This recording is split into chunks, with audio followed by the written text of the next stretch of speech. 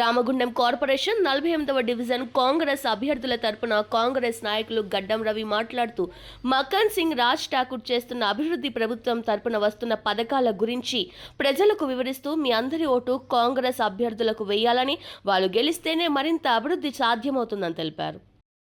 అభివృద్ధి జరుగుతూ ఉన్నది.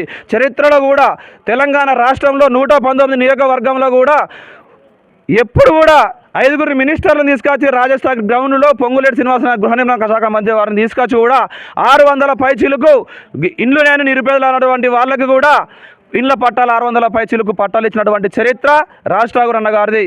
ఇందిరమ్మ ఇండ్లు, 6 గ్యారంటీలు, ఏ పథకంలో చూసుకున్నా వెనుకడగేయకుండా తెలంగాణ రాష్ట్రంలోనే ముందుండి నడిపిస్తున్నటువంటి ఒక గొప్ప నాయకుడు రాజ్ ఠాకూర్ అన్న గారు. కాబట్టి ఎట్టి పరిస్థితుల్లో కూడా ఎవరు ఎన్ని ప్రలోభాలకు గురి చేసినా, గత పాలకులు 10 సంవత్సరాల్లో ఒక 100 కోట్లు తీసుకొచ్చి మేము తెచ్చినాం అని 5 సంవత్సరాలు డప్పు కొనుటలు, అదే 2 సంవత్సరాల కాల వ్యవధిలో సుమారుగా 1000 కోట్లు తీసుకొచ్చేసిండు మన రామగుండం నియోజకవర్గానికి.